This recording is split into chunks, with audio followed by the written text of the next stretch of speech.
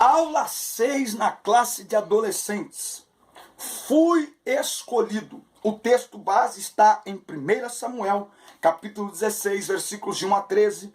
O versículo 13 diz assim: Samuel pegou o chifre cheio de azeite e ungiu Davi na frente de seus irmãos. E o Espírito do Senhor dominou Davi, e daquele dia em diante ficou com ele. E Samuel voltou para Ramá. Vamos à dinâmica.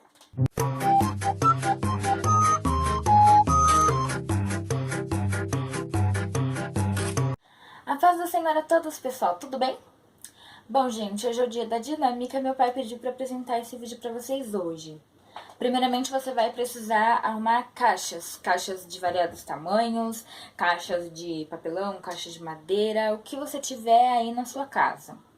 Você vai separar um tanto de caixas, você vai preencher com coisas legais, chocolate, bombom, o que você achar que as pessoas gostariam muito de ganhar.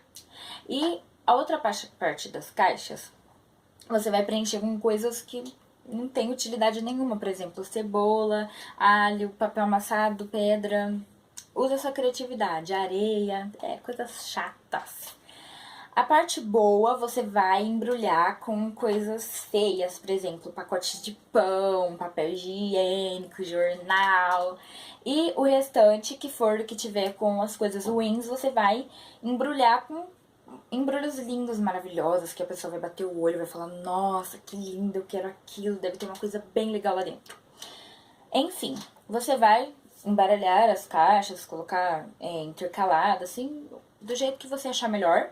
E vai pedir para os seus alunos, cada um escolher uma sem pôr a mão, sem ver o que tem dentro, só pela embalagem.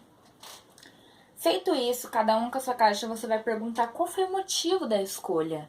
Depois que eles responderem, diga o nome da brincadeira. As aparências enganam. A maioria das pessoas vai dizer que escolheu porque o embrulho estava bonito, porque pensou que por ser uma coisa tão chamativa, dentro de vez uma coisa bem legal. E pode ser que uma minoria diga que escolheu aquele porque pensou que podia ser uma pegadinha. Enfim, depois da resposta, você vai dizer o nome da brincadeira e vai dar a moral da história. Com isso, a gente aprende que nós tendemos a escolher as coisas pelo que tá por fora, pelo que aparenta, porque geralmente a coisa mais bonita, é mais legal, é mais divertida, é mais interessante. Mas isso pode nos levar a fazer escolhas erradas. E é por isso que nós temos que orar pedindo discernimento a Deus, porque Deus não olha a embalagem, Deus não olha o que está por fora, porque Deus é poderoso para analisar o interior. Deus é poderoso para sondar os corações e as intenções, coisas que nós humanos não podemos fazer. Então, antes de tomar qualquer decisão, a gente deve orar a Deus, pedir discernimento a Deus, porque é Ele que está com a nossa história nas mãos, é Ele que sabe tudo que vai acontecer no futuro e o que é melhor pra gente, e não o contrário.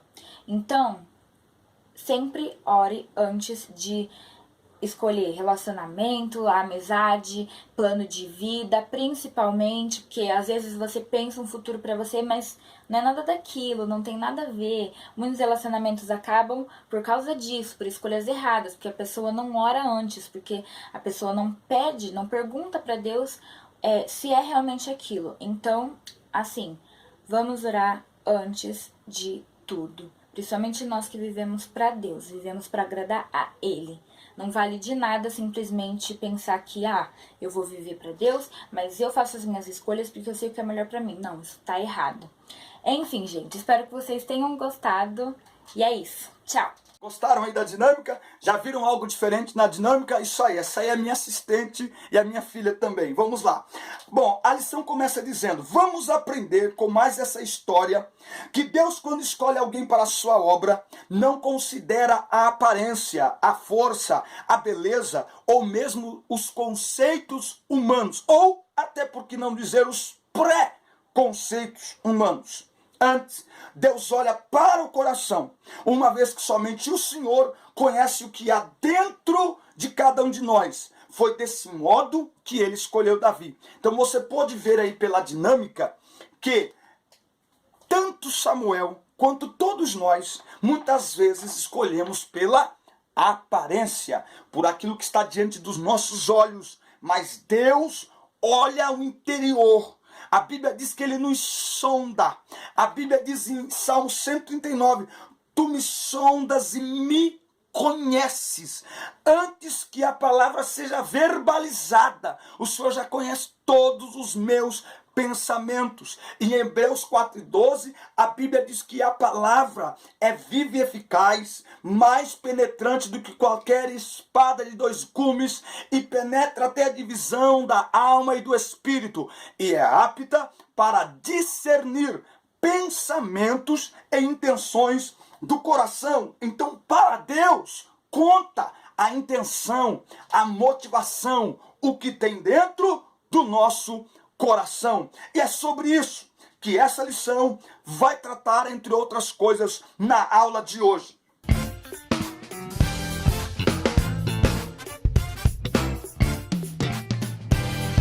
A necessidade de um novo rei para Israel. O rei que estava governando Israel nesse período era Saul. Ele foi ungido pelo profeta Samuel. Em 1 Samuel, capítulo 10 e versículo 24, eu quero aqui fazer questão de ler, já pegou o bloquinho de anotações para ir marcando? 1 Samuel 10 e 24, diz assim, disse Samuel a todo o povo, vedes o homem que o Senhor escolheu, não há entre o povo nenhum semelhante a ele. Quem escolheu Saul? Deus escolheu Saul. As pessoas confundem. O erro do povo não está na escolha de Saul, mas em escolherem serem liderados por um rei e não exclusivamente por Deus. O que deixou Deus entristecido com o povo é que o povo o rejeitou. Ele diz para Samuel, Samuel, eles não rejeitaram você, eles rejeitaram a mim para que eu não reine sobre o meu povo. Então, quem escolhe Saul é Deus, tá? Entretanto, com o passar do tempo, Saul não permaneceu fiel aos preceitos de Deus. Por muitas vezes o Senhor mandava o profeta Samuel repreendê-lo, mas de nada adiantava. A Bíblia afirma que o Senhor Deus se arrependeu de ter colocado Saul como o rei de Israel. Ora, Deus se arrepende? Preste atenção, Deus não erra na escolha, é o homem que estraga tudo. A escolha divina é uma oportunidade para participarmos dos projetos de Deus. Porém, maior que o escolhido em si é a escolha e o projeto. Deus não abre mão do projeto, Deus não cancela o projeto, porque um escolhido se afasta dele, se rebela, o ignora e despreza a sua palavra. Qual que é o projeto? O que Deus disse para Abraão? Vou fazer de você uma grande nação. Qual foi a proposta? Tirar o povo do Egito, levá-los a uma terra que mana leite e mel e fazer deles uma nação. Esse é o propósito. Deus escolhe Saul para participar desse projeto. Agora, maior do que Saul é o projeto. Deus não pode dizer, bom, já que Saul se rebelou, se afastou, ignorou, desprezou, fazer o quê? Deixa Saul no trono. O projeto já era. Não. Se necessário, ele troca o escolhido, mas mantém o projeto. Deus se arrepender não significa que Deus errou na escolha. Não significa que Deus volta atrás em sua palavra, mas que ele se entristece quando aquele a quem escolheu, a quem lhe deu a oportunidade de participar de um projeto maravilhoso, o abandonou. E por causa do projeto, há a necessidade de substituí-lo. E isso mostra que Deus não é um ser estático, que Deus não é um ser que não se importa com o que está acontecendo, mas que para que o projeto original seja concluído. Se for necessário, ele fará concessões, ele fará mudanças, porque ele não permitirá que uma pessoa estrague os seus planos e os seus propósitos. Saul foi escolhido por Deus, como nós acabamos de ler aqui em 1 Samuel 10:24, mas também foi rejeitado por Deus. 1 Samuel 15:26, porém Samuel lhe disse: não tornarei contigo, rejeitaste a palavra do Senhor, e ele te rejeitou para que não sejas rei sobre Israel. Deus escolheu Saul e também o rejeitou. Mas como que pode? Deus escolhe e rejeita? Rejeitou, porque Saul rejeitou a Deus. A rejeição de Deus a Saul é porque Saul rejeitou primeiro. Se tivesse permanecido fiel, ele seria bem sucedido. E aqui tem uma frase que eu queria colocar: não existe imunidade parlamentar com Deus. Ou cumprimos sua vontade, ou ele nos substitui, porque seus planos não podem ser impedidos.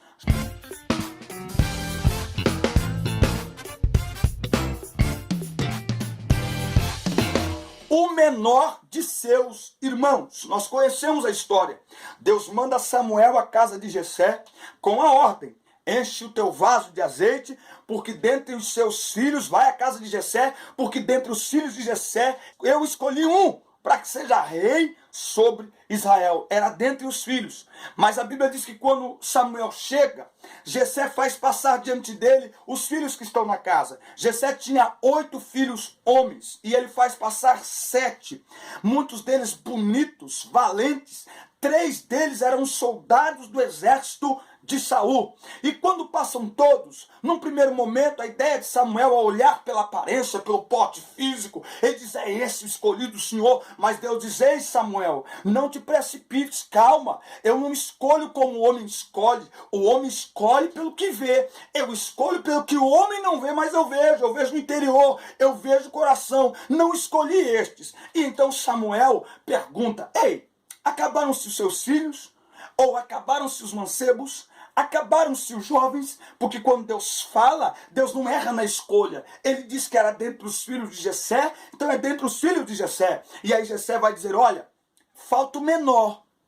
O menor, ainda tem o menor. Ele está no campo, apacentando as ovelhas. O menor dos seus irmãos, o menor em idade, tamanho e importância.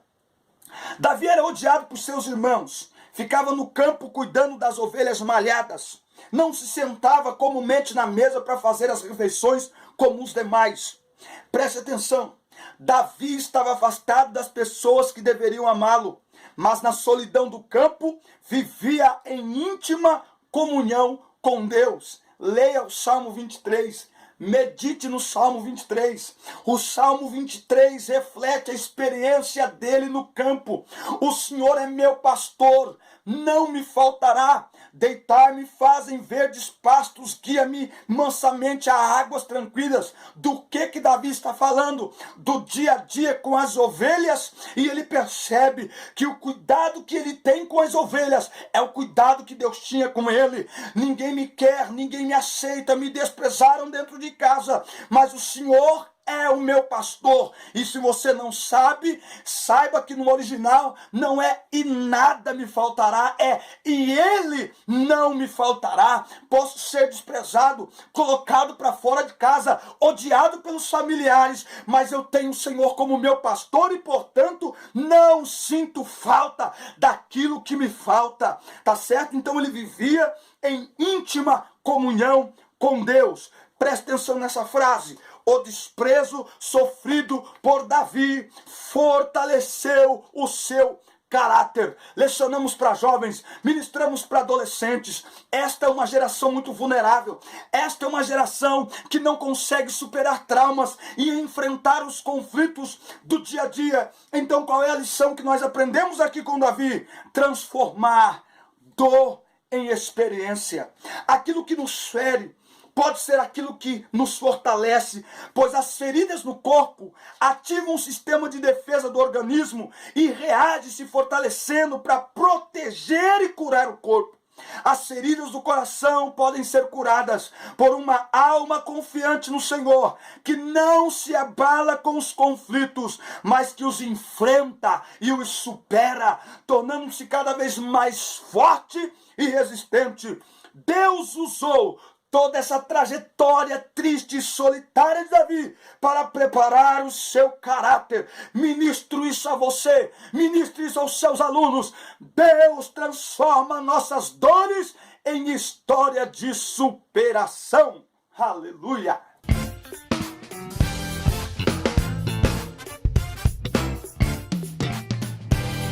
A unção de Deus na vida de Davi.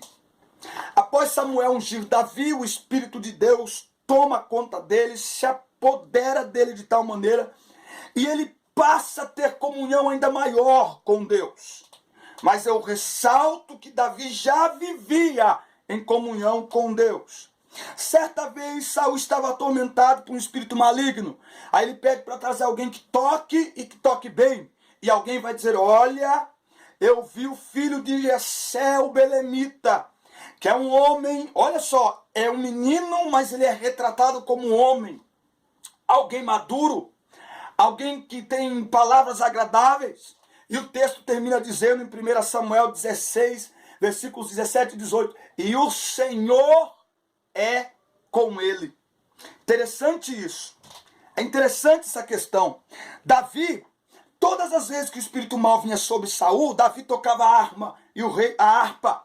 Davi tocava a harpa e o rei se acalmava.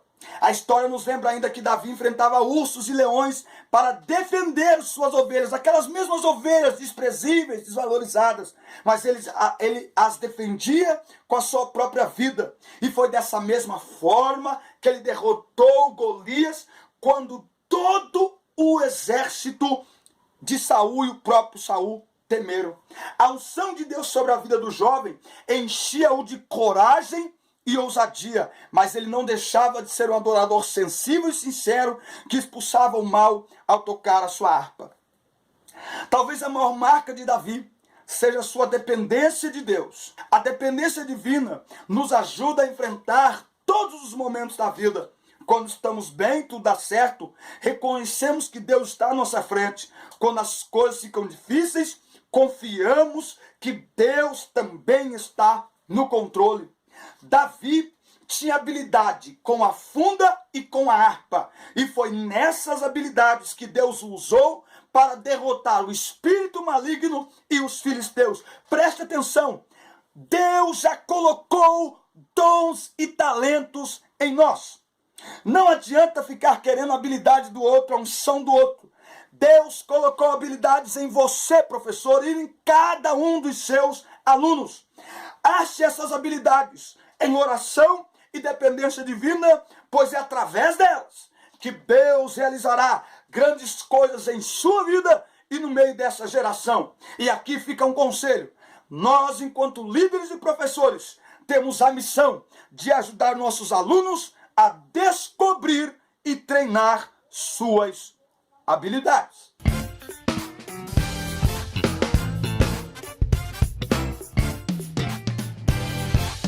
Um homem segundo o coração de Deus. Davi era um homem segundo o coração de Deus, pois ele agradava ao Senhor em tudo. Não foi à toa que Deus o escolhera para ser rei de Israel. Davi era sincero com Deus até mesmo em suas fraquezas e necessidades. Veja, alguém sincero diante de Deus até nas fraquezas e necessidades. Vamos ver aqui, ó. Salmo 32. Bem-aventurado aquele cuja transgressão é perdoada e cujo pecado é coberto. Bem-aventurado o homem a quem o Senhor não atribui pecado e em cujo espírito não há engano. Enquanto me calei, envelheceram os meus ossos pelo meu bramido o dia todo. Pois de dia e de noite a tua mão pesava sobre mim, e o meu humor se tornou em sequidão de estio. Confessei-te o meu pecado, e a minha maldade não encobri. Disse, confessarei ao Senhor as minhas transgressões, e tu perdoaste a culpa do meu pecado. Portanto, alguém segundo o coração de Deus é alguém que abre o coração para Deus, mesmo quando peca, mesmo quando erra. Talvez essa seja a diferença de Davi para Saul, porque Davi também pecou, mas Saul não se arrependeu, Saul não se curvou, Saul não se humilhou, e isso vai além de ser rejeitado como rei. A Bíblia diz: eu te rejeitei para que não sejas mais rei sobre Israel. Então, até o momento de sua morte, Saul teve a oportunidade, como homem, de se arrepender, de se humilhar, mas biblicamente não há nenhuma demonstração que ele tenha feito isso. Mas Davi não, ele errou, até tentou esconder, mas quando o profeta chegou e disse: é você, ele se humilhou, ele confessou e ele buscou o perdão. Não tem dúvidas em dizer que a maior necessidade dessa geração de adolescentes e jovens é desenvolver um relacionamento pessoal e diário com Deus por meio da oração e meditação em sua palavra. Deus tem muito a fazer através de nossas vidas, mas precisamos ser pessoas segundo o seu coração, como Davi. Não é alguém perfeito, mas alguém que reconhece suas fragilidades e pecados, que não se esconde de Deus, mas se aproxima dele, pois sabe que só nele há perdão, força e poder. Pois Deus escolhe os imperfeitos para nos aperfeiçoar pelo seu poder. 2 Coríntios, capítulo 12. 2 Coríntios capítulo 12, versículo 9. A minha graça te basta, pois o meu poder se aperfeiçoa na fraqueza. Portanto, de boa vontade me gloriarei nas minhas fraquezas, para que em mim habite o poder de Cristo. Ser fraco, ter fraquezas, não é agir com fraqueza, não é agir de maneira fraca, de propósito ser fraco, mas conhecer que forte é Ele, que grande é Ele, que poderoso é Ele, e portanto, quando caímos, quando pecamos, nós reconhecemos a sua grandeza e o seu poder para nos perdoar. Então vamos a Ele e não escondemos o nosso pecado e não escondemos as nossas fragilidades. Tiago, capítulo 2, capítulo 1, Tiago, capítulo 1, versículo 2. Meus irmãos, tende por motivo de grande gozo passardes por provações, sabendo que a prova da vossa fé desenvolve perseverança. Ora, a perseverança deve terminar a sua obra, para que sejais maduros e completos, não tendo falta de coisa alguma. As nossas fragilidades, as nossas fraquezas, a nossa dependência de Deus serve para que Ele aperfeiçoe o seu poder em nós, para que Ele nos amadureça espiritualmente, para que Ele nos ensine, para que Ele nos fortaleça. Amém, meus queridos? Essa foi então a aula 6 na classe de adolescentes. Fui escolhido. Deus abençoe sua classe, seus alunos, sua casa, sua família. Um grande abraço, fique na paz, boa semana, boa aula. Deus te abençoe. Valeu e até a próxima.